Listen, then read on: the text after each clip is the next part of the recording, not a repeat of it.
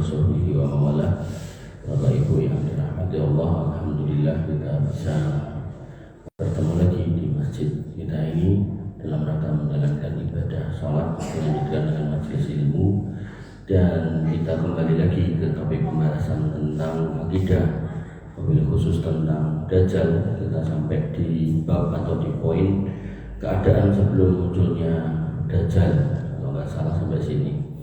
Diriwayatkan dalam kitab Musnad Imam Ahmad hadis nomor 12.820, dikatakan an Anas bin Malik dari Anas bin Malik qala, dia berkata qala Rasulullah SAW bersabda, inna amamat dajjal sinina khadda'ah, akan ada beberapa tahun yang penuh penipuan sebelum Dajjal itu datang. Jadi kehidupan manusia itu penuh tipu menipu, yang kecil, masyarakat kecil saling menipu, yang gede menipu. Nanti dengan tanda ini apa sudah terjadi apa belum, atau malah sedang terjadi. Kemudian yukadzabu fiha as-shadiq wa yusaddaqu fiha al-kadzib. Orang yang jujur dianggap bohong, menyampaikan Quran, hadis dianggap aneh-aneh, radikal lah, ya. Kemudian wa yusaddaqu fiha al-kadzib, orang yang penuh dusta dianggap jujur. Jadi kita melihat hari ini kan koruptor pakai baju oranye, dada-dada gitu kan, guya-guyu gitu kan. Nanti keluar dari penjara, masuk partai lagi, nyalon lagi, sampai promosi di media online, ngajari cara menang partai Islam ini. Untung nggak lolos dari electoral threshold, jadi tahun depan harus ganti kulit dia. Jadi dia ngajari, nek pengen menang dalam coblosan, rumusnya berapa butuhnya suara, pengen telu cepak amplopnya semono. Jadi misal untuk jadi anggota dewan butuh 100.000 suara, maka siapkan 300.000 amplop. Nah umumnya amplopnya isi 100, ya menang kalau 100. Mengajari dan mengajari suap penyuap, untungnya enggak menang partainya malah jeblok. Ya tentu kalau kita ngomongin partai-partaian, ya dalam Islam enggak ada partai-partaian, tapi ya di Indonesia sistemnya seperti itu. Saya mau komentari dari sisi bagaimana ada orang-orang yang seperti itu didudukkan dalam kedudukan yang dianggap baik. Ya, Bapak Ibu yang dirahmati oleh Allah Subhanahu wa taala, wa yukhawwanu fiha al-amin wa yu'tamanu fiha al-kha'in. Yang dipercaya dan yang dipercaya akan dianggap pengkhianat. Jadi orang jujur dianggap pengkhianat, dan yang pengkhianat malah dipercaya. Orang yang bolak-balik mengingkari janjinya yang dibalik-balik kok yang bolak-balik jadi. Karena apa? Ya saya milih ya film amplop tadi. Makanya ini nyambung sama bab yang lalu-lalu, yaitu tentang Dajjal itu membawa air sama api. Apinya adalah air, airnya adalah api. Pilih apinya, jangan pilih airnya. Maka orang yang beriman, senajan ya delok tanggane nomor amplop serangan fajar, jane yo pengen gitu, tapi ngerti nek itu api ditahan orang enggak ini. Karena itu api. Wa yatakallamu fiha ar-ruwaibidah, tambah ngeri meneh.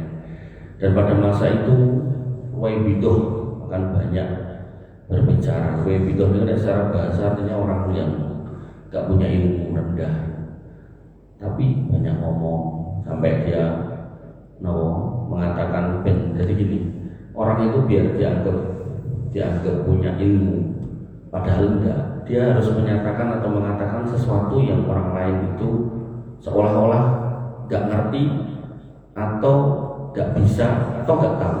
Contoh profesor itu saya rasa enggak ada yang bisa ngomong sama semut. Makanya ada orang yang nggak pernah sekolah tiba-tiba bisa ngomong harus semut, karena dia nggak pengen terlihat bodoh, dia pengen terlihat pintar, bahkan mengungguli orang yang sekolah sekalipun. Makanya dia mengatakan bisa ngomong sama semut, bisa ngomong sama jin, bisa ngomong sama orang yang di kuburan, bisa ngomong sama awan, bisa ngomong sama langit. Ini bahasanya sama, inna makoli itu terus diulang-ulang. Sebenarnya sekilas saja udah kita bisa nyanggai jadi orang bener gitu. Tapi kok ya delalah gitu. Tadi orang yang dipercaya malah dianggap pengkhianat, orang yang nggak bener malah dianggap terpercaya, malah ngasih ijazah ke salah satu pesantren. Pas nerima niku kali bilosor ngambung dengkule sikile gitu, ya Allah. Jadi mesake men wong tuane capek-capek kerja goleki duit membayar SPP, hasil pendidikannya ngoten niku. Jadi mengerikan ya. Dan jenengan harus hati-hati, jangan sampai kemudian jenengan rugi dunia dan akhirat. Kesel goleki ragat ngurus sekolah putrane malah ketemu guru-guru dan sedang ngoten niku. Dan mulai sing napa ustadz napa ulama yang lewat terus saya neng sajadah itu digelar dulu pelaku tidak hulu terus bagi bunyainya mau bagi roti nombone karo perangkap jadi koyo jalan gagak nek narapidana dihukum kali sipile ngoten niku nomor roti dodok ya Allah. Jadi Nabi pun ketika datang misalnya di majlis itu Nabi datang terus suara sahabat berdiri, Nabi itu nggak boleh. Jadi itu termasuk sikap yang berlebihan. Apalagi sampai nunduk gitu. Belum lagi nanti kita lihat santriwatinya udah gede, salaman kali ya ini atau ustadz demikian rupa itu sudah pelanggaran nyata. Dan Nabi sudah mengatakan saya membaiat orang tapi nggak pernah nyalami wong wedok. Itu pun syariat yang nyata-nyata bertentangan kontradiksi dengan fakta di lapangan. Makanya jadi orang-orang yang menyatakan kebenaran kadang malah dianggap aneh. Tapi orang-orang yang melakukan hal yang aneh dianggap lumrah. Lumrah pokoknya jadi wali ulama gitu. Jadi wong itu sampai salaman sama ustadznya sama kiainya itu hal-hal yang bertentangan dengan syariat ini. Kemudian kila Umar Ruwaibito, orang sahabat bertanya, Ruwaibito ini kenapa ya Rasul? Qala al-fuwaisiku yatakallamu fi amril amma, yaitu orang fujar, fuwaisik orang fasik yang berbicara mengenai urusan umum. Jadi hari ini kan jangan bisa melihat di TV ini mana orang yang pintar, artinya benar-benar ahlinya, dan mana orang-orang yang sebenarnya nggak ahli. Tapi kemudian didudukkan di satu tempat karena tadi dipilih model pemilihan yang kemudian dipilih oleh yang semisal dengannya atau orang-orang yang mau menerima suap itu. Makanya kita akan melihat apa yang sudah disampaikan Nabi ini yang terjadi. Apakah sedang, apakah telah, pasti terjadi. Nah, tinggal dengan mengamati. Nah, mungkin yang pun dan yang Yosua udah banyak. Oh Yos kita diangkat biar aku zaman nom biar di sini memang modelnya nanti saiki ya begitu. Nah sing nom kades iki sing cah cilik-cilik dia tentu baru mikir enek ra yo saiki. Sepuh-sepuhan mungkin wis enek sekitar tahun yang lalu Mas. Hal seperti itu kan menjadikan lebih ngerti. Bapak Ibu yang dirahmati oleh Allah Subhanahu wa taala, termasuk hal yang mengiringi atau sebelum datangnya Dajjal adalah banyaknya syubhat dalam agama. Dan majelis ilmu sudah ditinggalkan. Makanya dengan di sini masih ada majelis ilmu, harapannya ya Dajjal gak segera datang ya. Tapi nek benar-benar gak ada, belum kosong, ya hati-hati. An Jabir bin Abdillah, dari Jabir bin Abdillah, annahu qala, bahwasanya dia berkata, qala Rasulullah SAW, sabda Nabi SAW, yakhrujud Dajjal fi hafqatin minad din wa ikbarin minal ilm. Dajjal akan muncul di saat agama mulai lemah dan ilmu mulai kurang. Agama mulai lemah dan ilmu mulai kurang. Ini contoh baru tadi saya dapat contohnya. Jadi ada sebuah sekolah Islam, muridnya banyak gitu. Terus misalnya ini masjidnya sekolah beribu, masjidnya sholatnya tertinggi gitu. Nah, ustadznya ini buah berikut ceritanya, ustadz itu dengan ngajari yang baik. Nah dia itu nggak pengen sholatnya kelamaan, mungkin ya sholatnya kelamaan mungkin nggak mengurangi jam belajar dan seterusnya. Akhirnya sholat asar kali dhuwur niku petang rakaat. Niku kudune rakaat 1 2 niku maca surat. Lah kula dilakoni salah satu takmire niku. Nek saya itu maca Al-Fatihah rong rampung dhek wis ruku gitu ya. Dan itu terjadi hampir setiap hari ketika takmirnya nggak ada, takmir yang intinya imam dari takmirnya nggak datang, maka sing imami guru SMP-nya itu, guru sekolahnya itu.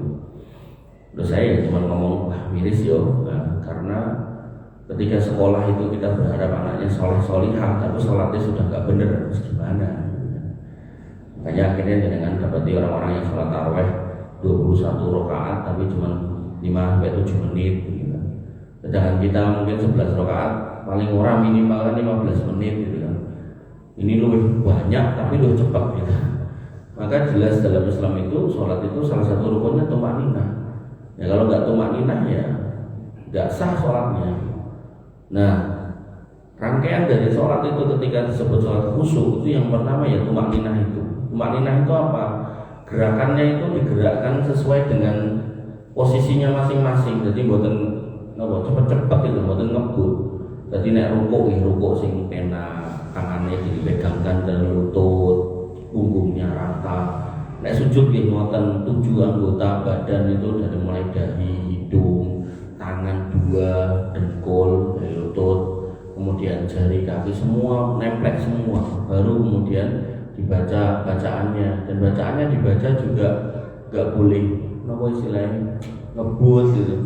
Subhana rabbiyal azim atau subhana rabbil azim wa bihamdi, atau juga subuhun qudusun rabbul malaikati war ruh, atau subhanakallahumma rabbana wa bihamdika allahumma ighfirli. Jadi buat subhanallah, subhanarabbil azim, subhanarabbil azim. Boten gitu. Jadi jangan sampai ngebut gitu. Sampai saya dulu pernah di daerah Lumbang Langmangu itu, kalau jamaah masjid itu ya nanti kita ngantri ke toilet karena kan dingin, jadi ini pengen toilet adalah ngantri. Begitu yang masuk toilet ini keluar, saya masuk barengan kali komat. Nah, pulau keluar, pulau itu bibis buatan sing oke. Begitu saya keluar dari toilet, imamnya rampung. Jadi secepat itu gitu, sebatas masuk toilet dan keluar itu. Makanya kita akan melihat bahwasanya agama itu lemah sampai ke level dunia pendidikan. Jadi sampai ya tadi itu sampai sekolah Islam aja sampai seperti itu nih. Artinya ini PR kita semua, kita perbaiki ya, jangan sampai kita nggak tahu tata cara sholat, nggak tahu tata cara puasa. Makanya dalam tanggal-tanggal tertentu gitu kan, kalau bisa itu diadakan kajian-kajian terkait tema tanggal-tanggal itu agar kemudian merefresh lagi ilmunya. Misal mau Ramadan gitu kan, kajiannya fikih dialihkan ke fikih puasa, nggak apa-apa diulangi tiap tahun, ya tambah pintar, tambah kelompok gitu.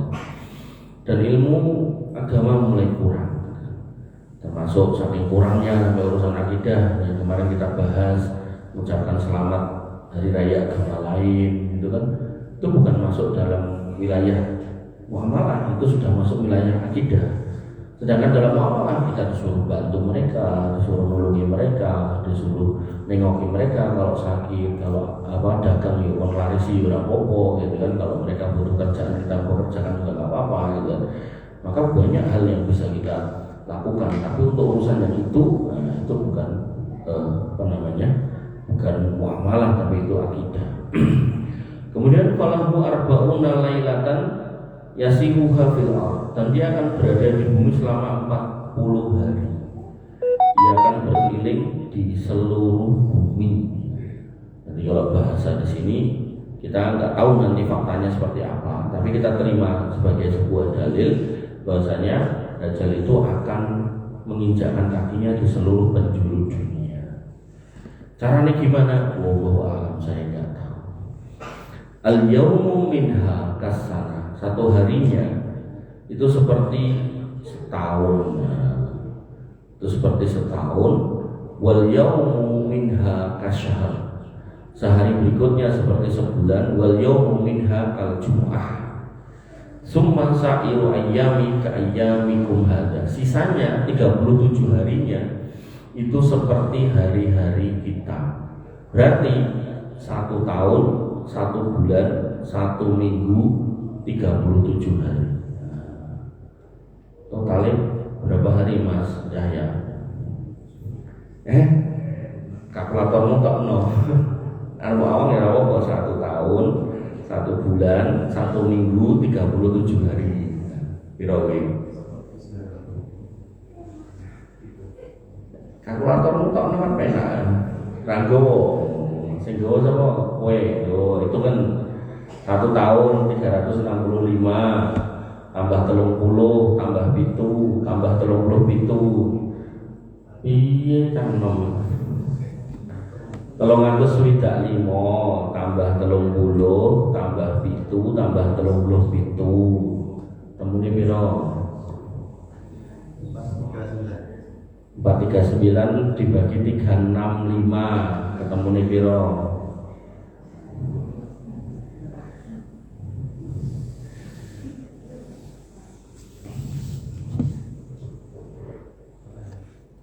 Lah hitungane ya salah. Ya semonten niku dadi setahun piro lho. Alah. Buane wis gak bingung. Jadi segitu berarti 340 hari. 1 hari yang pertama setahun. Jadi jangan akan berhadapan dengan dia setahun.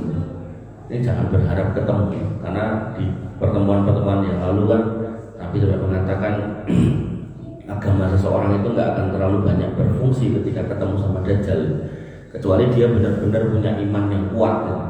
Karena dia bisa menunjukkan sesuatu yang di luar nalar gitu. Makanya saya selalu contohkan Mama Gufron itu karena wong ra nalar gitu aja ada yang ngetuke ya, apalagi nanti nek bener-bener nganti iso gugah wong mati itu kan bener-bener wis di luar nalar. Bagus mati 3 tahun kepungkur tangi gitu kan.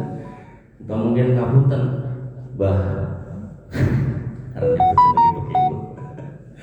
Mbah Fulan ya mati 30 tahun yang lalu tangi meneh gitu kan. Atau mungkin orang tuaku dan seterusnya. Maka ini bukan perkara yang mudah gitu. Kemudian walahu khimarun yarkabuha, ternyata dia kemana-mana naik khimar. Tapi khimarnya mungkin ya juga bukan khimar biasa, karena bisa kemana-mana. Ardu mabaina udunaihi arba'una zira'an. Waduh, panjang antara kedua telinganya 40 hasta. 1 hasta itu sekitar 60 cm, 60 cm ping 60 ketemune piro ya?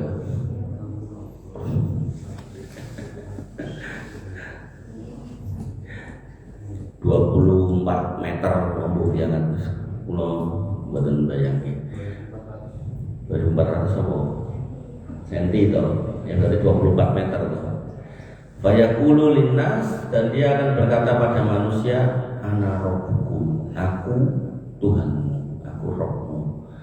Wa huwa aqwaru, dan dia buta atau matanya sakit sebelah.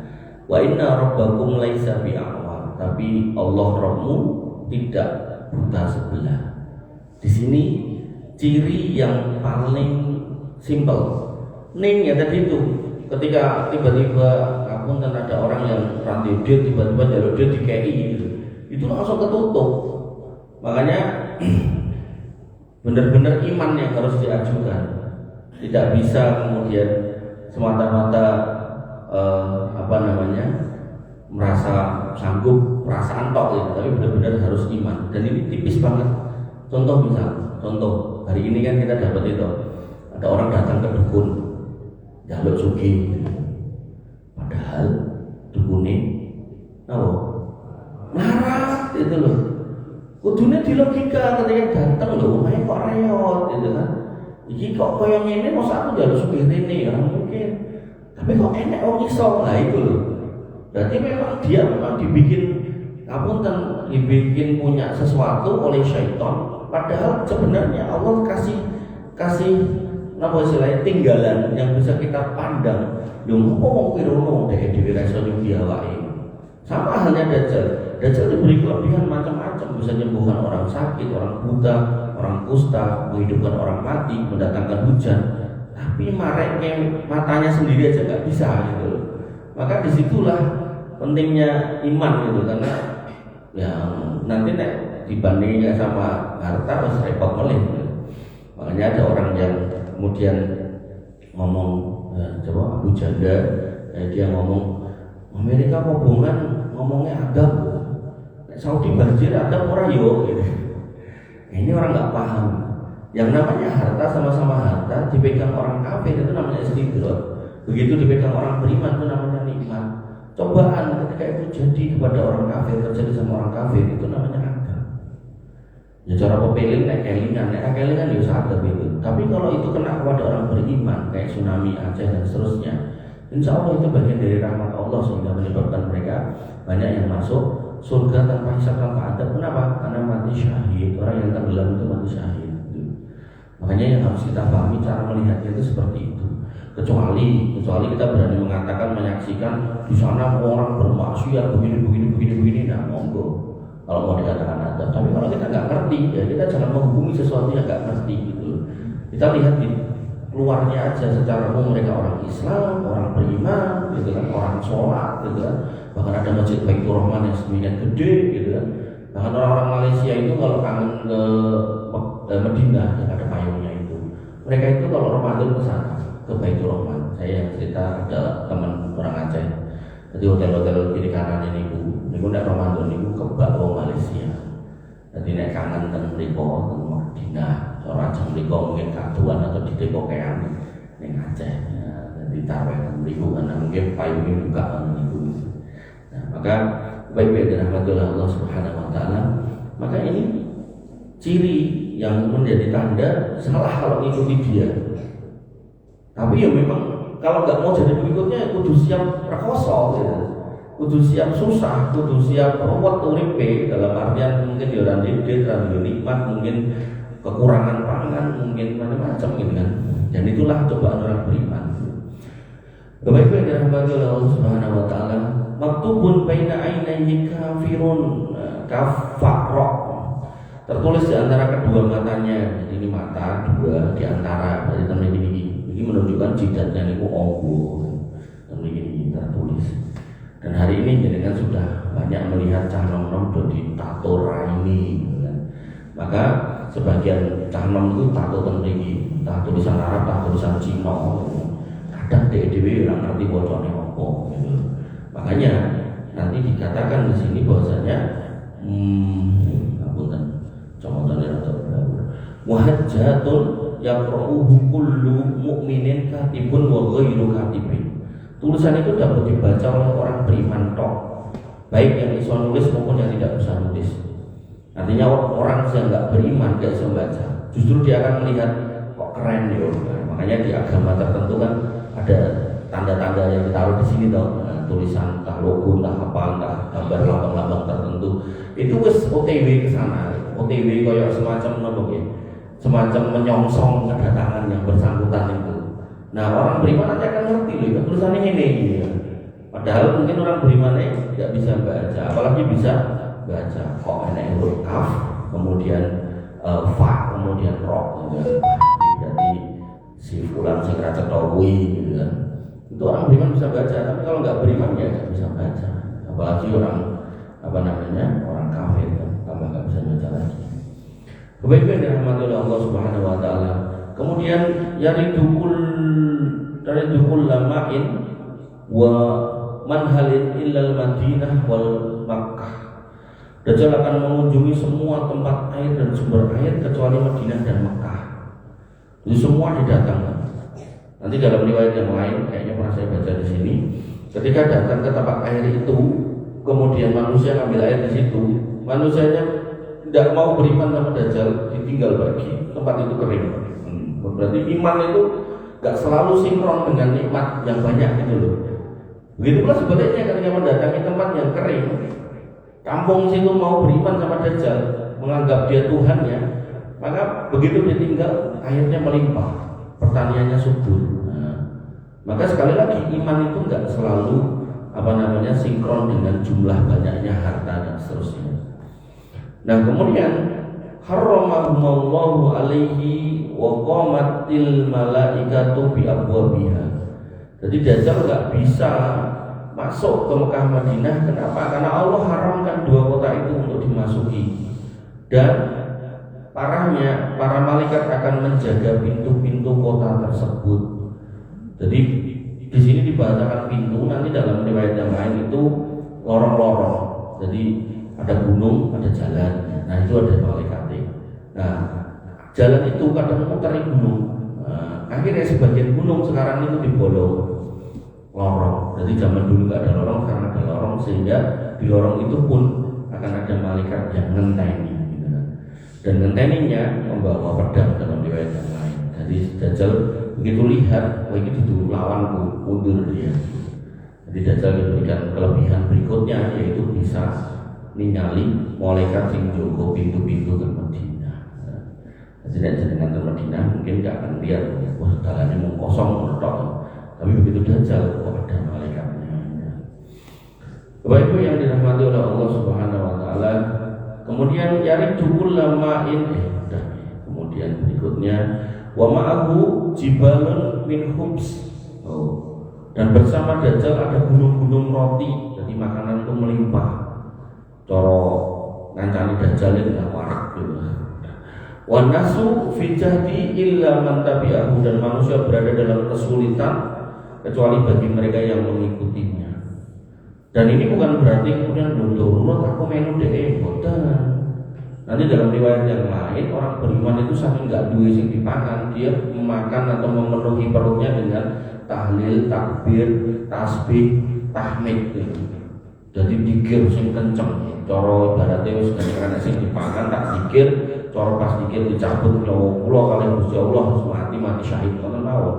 Tapi ternyata Allah jadikan dikir itu mengenyangkan perutnya. Nah, itu termasuk maunah dari Allah Subhanahu Wa Taala. Kemudian wa ma'ahu nahroni ana a'lamu bihima minhu, dan bersamanya dua sungai yang tadi saya singgung, dan aku lebih mengetahui keduanya daripada dia. Jadi Dajjal itu air atau dua sungai, dan Dajjal taunya ya ini air, ini api. Nahrun yaqulul jannah wa nahrun yaqulu an-nar. Sungai yang pertama disebut surga, sungai yang kedua disebut neraka. Wa man udkhila alladhi yusammihil jannah fa huwa an-nar. Barang siapa yang kemudian masuk ke sungai yang dia sebut surga, maka itulah neraka.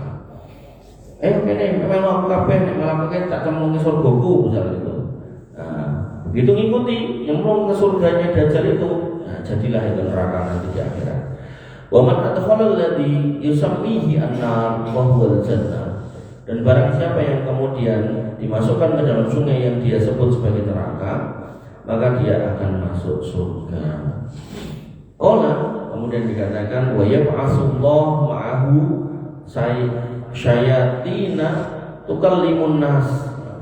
Dan Allah akan mengutus bersama dengannya Dajjal ini setan-setan yang berbicara kepada manusia, setan-setan yang menampakkan diri. Wa ma'ahu fitnatun azimatun, dan bersamanya ada fitnah yang sangat besar, yaitu apa? Ya'murus sama'a fatumtiru fiha yarun nas. Dia Dajjal akan memerintahkan langit untuk menurunkan hujan, dan itu bisa dilihat manusia. Udan meduk tenang. Coba nek Mas, udan meduk tenang.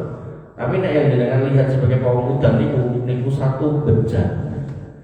Yang kedua, hakul yakin dia nggak bisa. Makanya kalau dia ngomong nopo niku ning langit enek AC terus dia nyekel remote, lah ya jelas ngapusi. Wis nanti dibayar 300 juta terus rugi dunia rugi akhirat gitu. Jadi nggak ada ngoten niku, sampai ada juga nopo pawang udan ajeng yang temu kawinan misal boten gedung ten omah sing ngangge kacem ngoten niku. Diceluk terus muncul ini wong cawet. Ya Allah, niku kesyirikan banten niku nggih. Ampun, jangan sampai terjadi di keluarga kita, nggih. Jadi enggak ada manusia yang bisa menghentikan. Mbok, maksudnya awal gufron itu nonton video ini, dia nancap ke tongkatnya sing ndase ulo napa-napa niku to.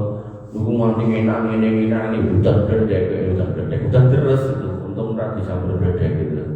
Udan terus jadi enggak bisa dia menyegah. Sekali lagi, kalau memang ada yang mampu itu Dajjal tok yang mampu. Kalau selainnya kebencian. Nah, apesnya manusia itu, kalau dukun itu ngomong 100 kali 99-nya dia dusta, satunya bener. Sing dusta dilaleke, sing bener diri-diri. Sekti deh. Padahal sebenarnya dalam prakteknya itu dia berkali-kali gagal. Dan itulah perdukunan. Makanya jangan pernah percaya dengan perdukunan, karena wazadahum rohaqo, itu hanya akan menambah dosa yang tambah besar lagi. Bapak Ibu yang dirahmati oleh Allah Subhanahu wa taala. Kemudian tadi sudah hujan. Kemudian wa yaqtulu nafsan summa yuhyiha fiha yaronas. Lalu dia berjumpa dengan seorang laki-laki, dibunuh. Dah mati, jadi tidak disebutkan dipenggal berapa, dipecel-pecel berapa, tidak disebutkan, cuma dibunuh.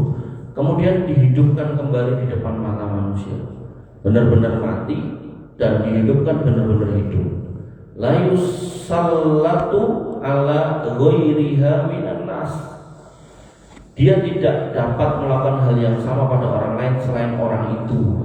Ternyata membunuh dan menghidupkan itu pada orang ini. Wa yaqulu, dan dia berkata, ayyuhan nas hal yaf'alu mithla hadza illa rabbu azza wa jalla. Menungso kabeh, menurut kalian sing iso mateni njur urip iki sapa nek ora Tuhan atau Rabb semesta alam yang maha perkasa. Jadi dia sudah mulai ini era Tuhan apa yo iso milikinya. Maka kemudian faqala, berkata perawi, fayafirul muslimuna ila jabalid dukhani bisyam. Maka orang-orang muslim akan lari menuju gunung yang ada asapnya di daerah Syam. Fayatihim fayuhasiruhum, dan dia akan datang kepada mereka, mengepung mereka asap itu.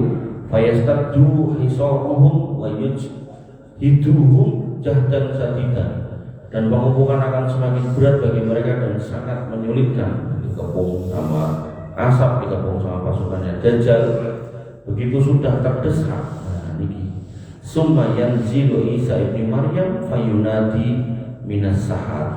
Kemudian Isa bin Maryam turun dan memanggil di waktu sahur. Nah, turunnya niku gocean suwiwine malaikat. Nah, makanya kalau enggak ada gampangannya, tidak saat ini kan ke arah kamera, ke arah HP. Kalau enggak ada bukti, ada orang yang turun gandulan suwi malaikat sama langit mereka medhu gitu kan, maka jelas itu pengakuan dusta. Karena nanti ada orang yang ngaku-ngaku sebagai Isa Al-Masih dan ngaku sebagai Bunda Maria dan seterusnya, maka itu sebuah kedustaan. Fayaqulu, dan kemudian dia berkata, ya ayyuhan nas ma yamna'ukum an takhruju ilal kadzabi al-khabis. Wahai manusia, apa yang menghalangimu untuk keluar menemui pembohong yang jahat itu, yang hina itu? Fayaqulun, kemudian mereka berkata, hada rajulun jinniyun, ini adalah seorang pria dari golongan jin. Kemudian fayantalikuna faidahum bi Isa bin Maryam sallallahu alaihi wasallam. Jadi dalam riwayat hadis ini Isa bin Maryam digunakan atau menggunakan sallallahu alaihi wasallam. Nanti dalam riwayat yang lain alaihi salam. Mereka pun pergi dan ternyata mereka menemui Isa bin Maryam. Semoga Allah memberinya kerahmatan. Fatuqamu as-shalah, lalu ditegakkan salat. Fayuqalu lahu, dan dikatakan kepadanya, taqaddam ya Ruhullah, majulah wahai Ruh Allah. Fayaqulu, kemudian dia berkata, liyataqaddam imamukum falyusolli bikum, biarlah imam kalian maju dan memimpin sholat kalian. Jadi di sini Isa bin Maryam itu disuruh imami sholat, tapi tidak mau, karena syariat yang berlaku sejak Nabi Muhammad sampai hari kiamat itu syariat Islam. Makanya Isa bin Maryam dalam hal ini merasa tidak punya kewenangan untuk memimpin sholat pada zaman di mana syariatnya sudah tidak berlaku. Jadi beliau lebih memilih menjadi makmum. Dan dalam riwayat yang lain, yang disuruh maju ini yang disebut Imam Mahdi. Itu. Fa'idha sholat subhi kharaju ilaihi. Maka ketika Isa sudah melaksanakan sholat subuh, mereka para pengikut Dajjal akan keluar menemuinya. Qala fahina yara al-kadzab yanmazu kama yanmazu al-milhu fil ma. Ketika Dajjal melihat Isa, jadi matinya Dajjal itu sepele, jadi bukan gelut pedang-pedangan kados teng film-film nopo ngoten. Ketika dia melihat Isa, dia meleleh seperti garam yang larut dalam air. Kemudian fayamsi ilaihi fayaqul. Jadi begitu delok Isa, dia kemudian meleleh, lemes. Begitu udah lemes, parani, kemudian fayamsi ilaihi parani fayaqul, dibunuh. Terus nanti hatta sampai inna syajarata wal hajarata yunadi, bahkan pohon dan batu pun akan berseru. Jadi pada zaman itu nanti akan muncul satu keadaan di mana pohon dan batu itu bisa ngomong. Ini ngomongnya terus buatan ngomong saeneng-eneng ngomong buatan. Jadi ngomongnya itu adalah omongan yang intinya cuma menunjukkan ini loh orang Yahudi delik ning buriku. Udah gitu tok. Jadi bukan ngomong yang bisa diajak jagongan buatan.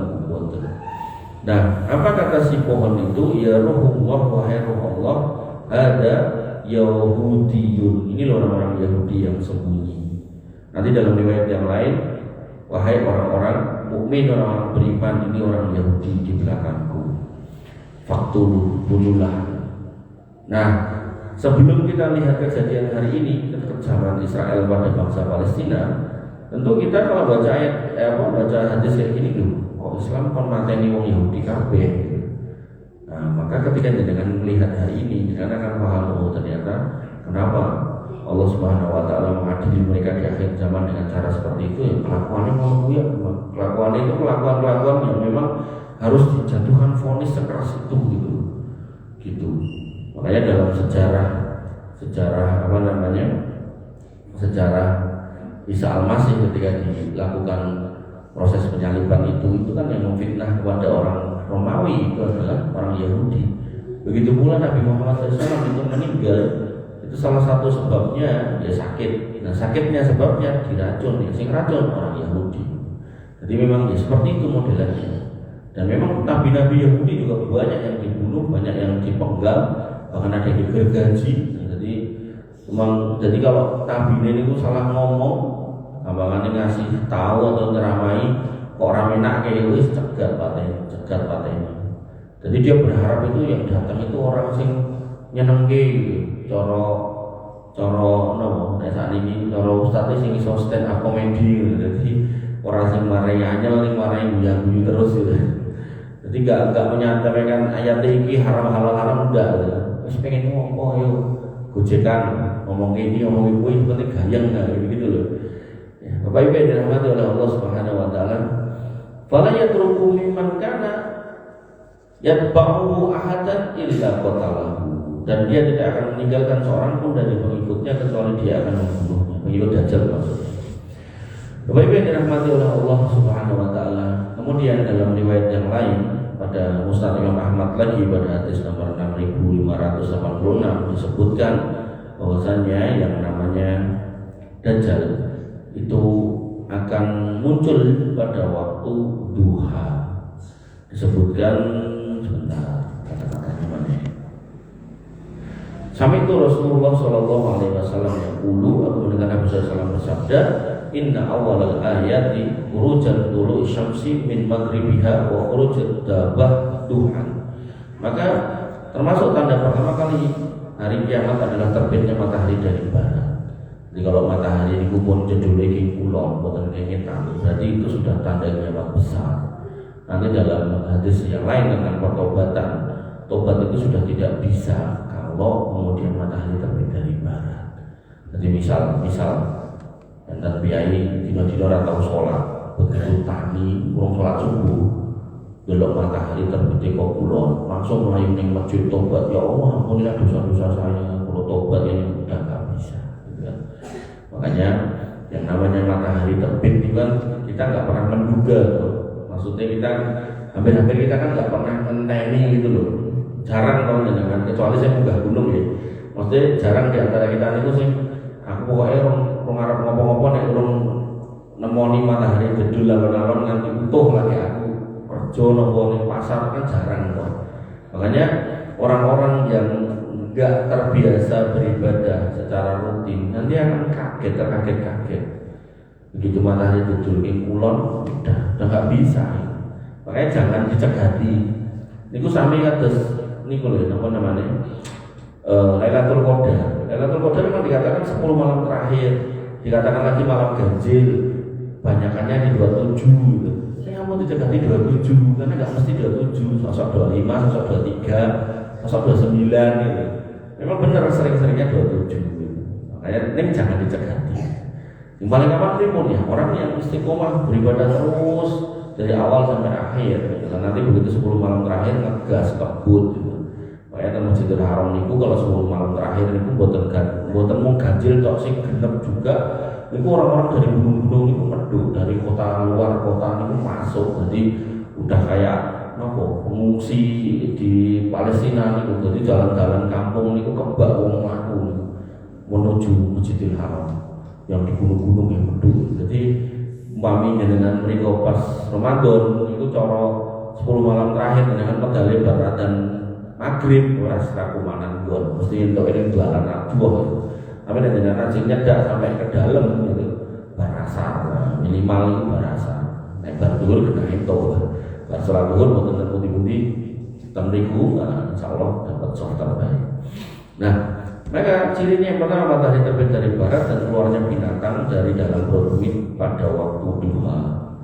Dan kemudian fa'ataituha kanat qabla sahibatiha fal ukhra 'alal athar, maka mana saja di antara keduanya muncul lebih dulu, yang lain akan menyusul setelahnya.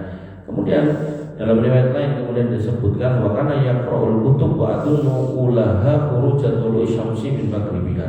Dan dari bacaan saya terhadap kitab-kitab kata Abdullah, maka aku menyangka bahwa yang pertama kali muncul itu adalah matahari terbit dari barat. Wa dzalika annaha kullama gharabat atat tahtal ars. Hal itu karena setiap kali matahari terbenam ia datang di bawah ars. Kemudian fasajadat wasta'danat firruju fa'udina laha firruju. Kemudian dia minta izin, dia sujud dan kemudian minta izin untuk kembali, maka diizinkan untuk kembali.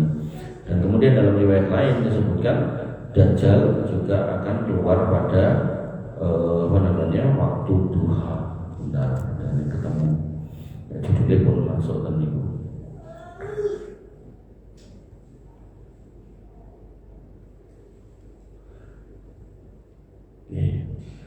Bapak Ibu yang dirahmati oleh Allah Subhanahu Wa Taala. Lalu berikutnya, nah waktunya waktu duha. Lalu kemudian munculnya dari arah timur Madinah.